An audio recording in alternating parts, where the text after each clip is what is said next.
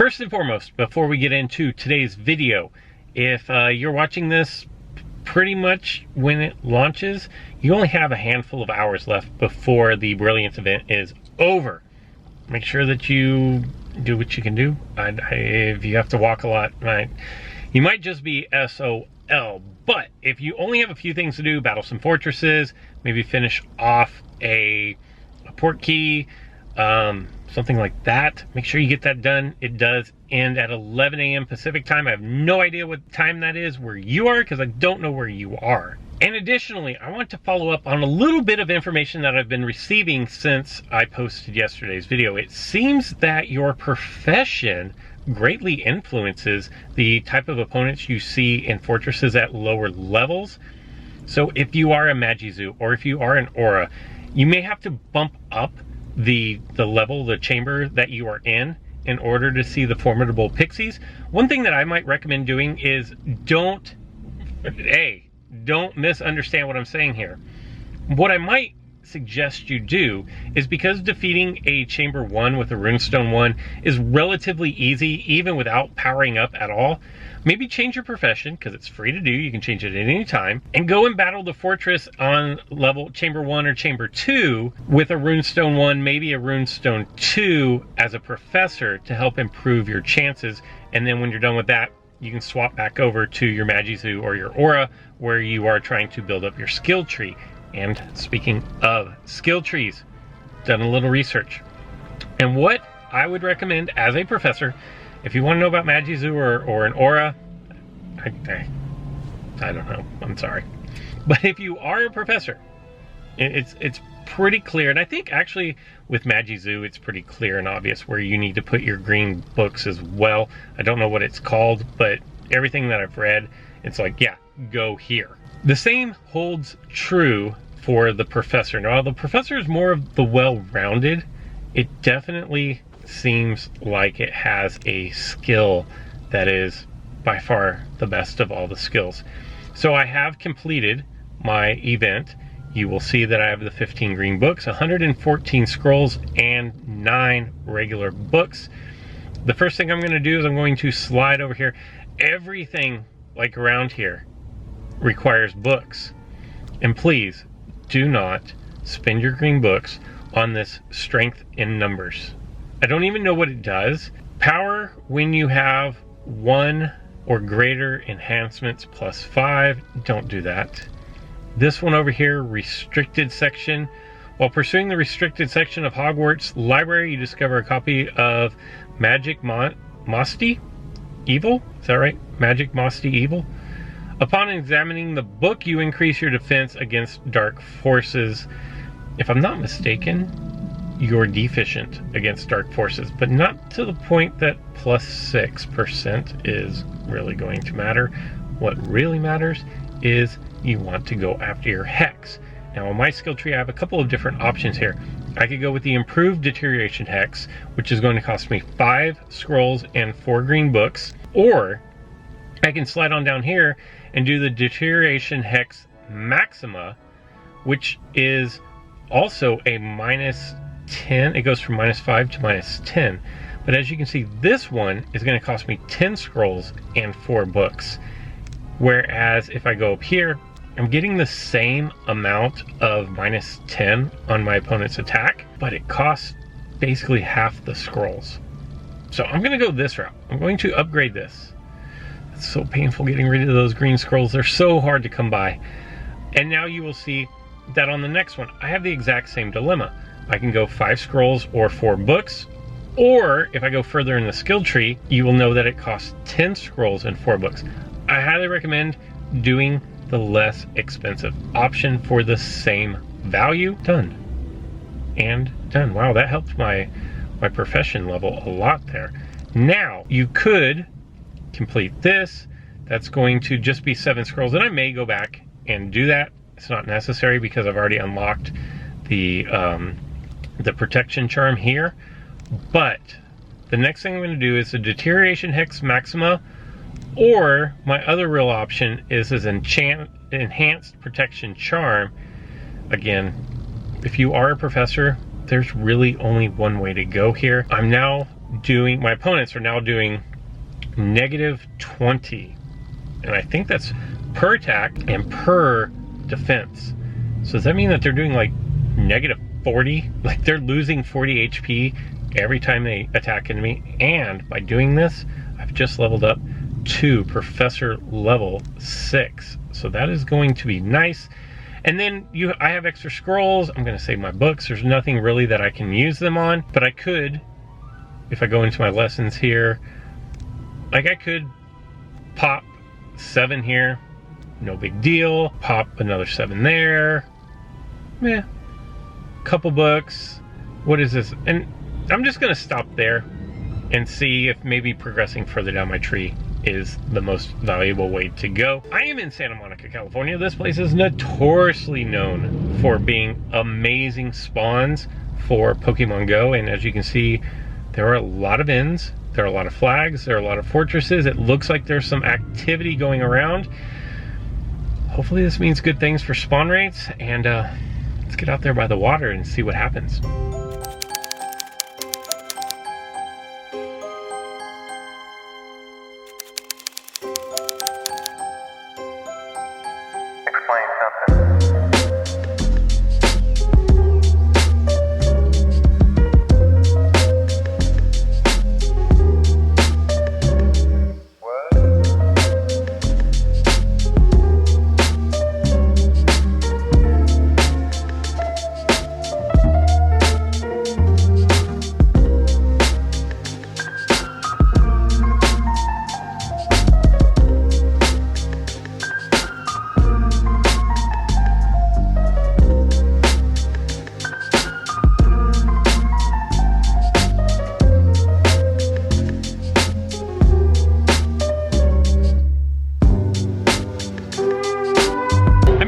Waterfront of the world famous Santa Monica Pier, and it's extremely loud. And while yes, there's decent amount of spawns down here, there's been nothing great. It's all been just these kind of low and not even high, but low and medium threat level spawns, and it's really loud. So basically I'm going to make my way back across, maybe into Santa Monica, and get off of the pier a little bit. If you're just looking for quantity of spawns, this is a great place. So far the quality, I mean, and I've been here, I don't know, 15-20 minutes maybe, and you know, quantity is great. The quality, meh, to be determined. Depends on what you're looking for. There are plenty of inns. They're all going to give 3 energy each, and then there's a couple of fortresses to battle as well, so plenty to do, just not the mad spawns that you are accustomed to seeing in Pokemon Go when you come down to the Santa Monica Pier. I've been running around Santa Monica now for at least an hour, and like this right here, this golden snitch, this is the very first foundable that I've even bothered to mess with, because the spawns are all just basic. They're all low and medium threat levels. This is the first high threat level, the first thing with an aura of light above it that I've seen all day. And that's really crazy, because when you think of Santa Monica, you see like trainer tips, you see Mystic 7, and it's world renowned for the amount of spawns. Not just the amount of spawns, but the quality of the spawns as well. And if I can ever free this golden snitch, or if it just disappears from me, I think I know the reason why my spawns aren't what I would have expected. Because if I do a quick circle around here, you will see there's 1 dark detector that I should probably head towards, because it's a triple dark detector. But other than that, there's nothing. There is nothing as far as dark detectors on any of these ends. Now, for contrast, if I go over to Pokemon Go, you will see that it is lured up everywhere. Like look, I can't even count how many lures are down. And then, so there's a park over that direction right there. So if I were to switch back over towards the park, you will see there's 1 dark detector, and I put one of those down to take an AR photo earlier. So somebody's playing, but that probably has a pretty big impact on the quality of the spawns is there just are not enough dark detectors down to generate the spawn rates, the higher spawn rates, the better spawn rates of the more highly desired foundables.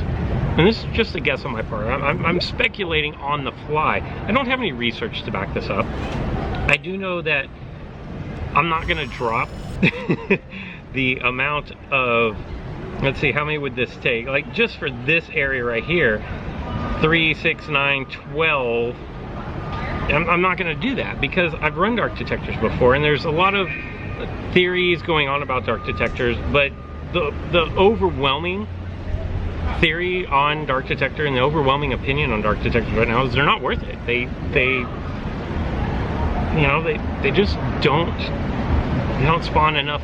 For 3 dark detectors, I would say that should, like 2 spheres, it should be the minimum in a 30-minute, and it's just not the case. People are finding that 3 dark detectors on 3 different ends, you know, back on the end of the Santa Monica Pier, there were 3 ends just all right there, and I could have dropped dark detectors on all of them, but they spawn in such a wide radius that people are thinking honestly it's just not worth it. So keep that in mind. The jury's still out as far as if they're worth it or not worth it, but I'm just telling you that from what I've seen so far and what I've read and what I have experienced is you'll get some highs, maybe a severe, maybe not. I've never received an emergency off of dark detectors, and I already have the 50 dark detector badge, so it's not like I've only put down a handful of dark detectors. But to put down 50 dark detectors, many on like multiples within the same area, and never see an emergency it makes people not want to use dark detectors. And so even in a high traffic area like this, I think the fact that you can put 3 down, they're kind of expensive and people just aren't getting rewarded for them, makes people not want to put them down. And that's just my opinion. So what I'm gonna do is I'm gonna go locate this fortress. Hopefully it's somewhere that I can actually talk to my camera without having copyrighted music or a ton of noise, but when you're in the middle of a city, it's kind of hard to come by. And I want to test out my new skill, my new upgraded skill for my professor.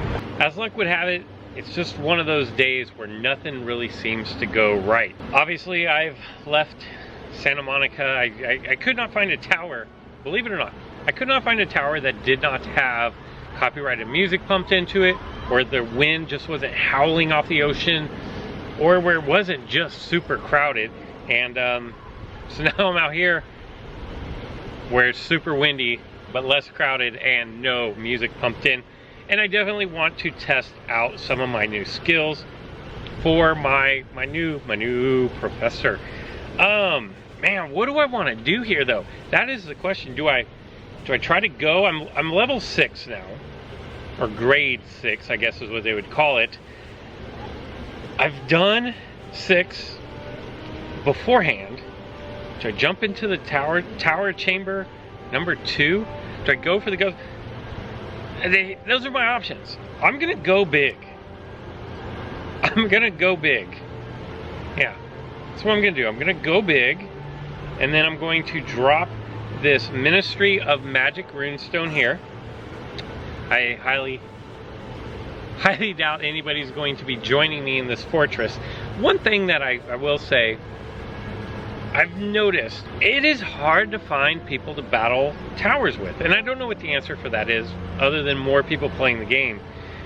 But even if I'm in this tower at this fortress, if someone else is in a different tower in the same fortress, I don't think that I would necessarily know that they were here unless they were my friend. I'm going to, because I never use these potions properly, gain 3 focus, I'm going to go ahead and use one of my potions, and I'm going to drop the hex on the common dark wizard. I have to knock out 4 opponents. Wish me luck. I hope that this goes well.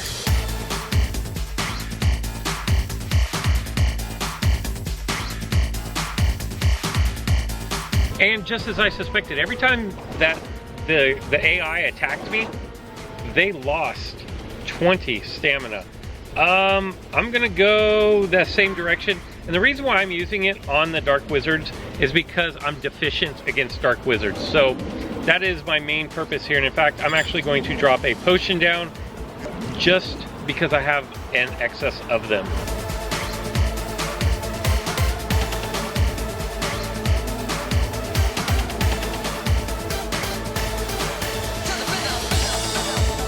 Those were the harder of the two, I believe.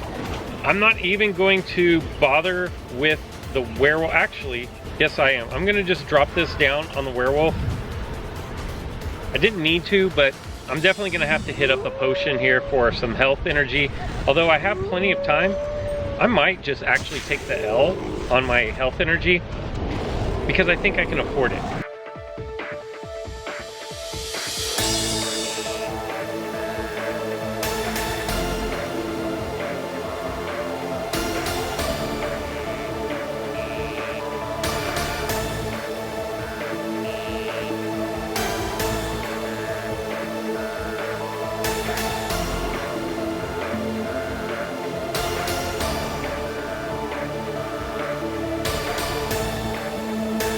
I'm not gonna lie, that was really easy. Yes, I took the L on that one, but I had so much time that taking the L did not even matter. In fact, that was probably the best use of my potions, is to not use a potion.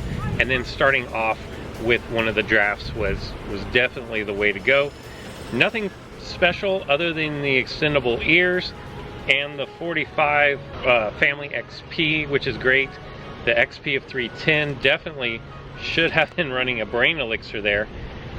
And that was so easy that I feel like I could take out Tower Chamber 8, but I'm gonna save that, or Tower Chamber 3.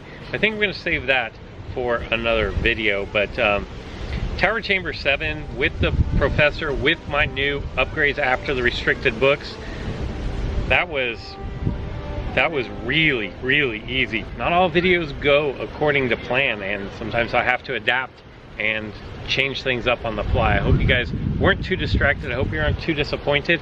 That's all I've got for this one. So until next time.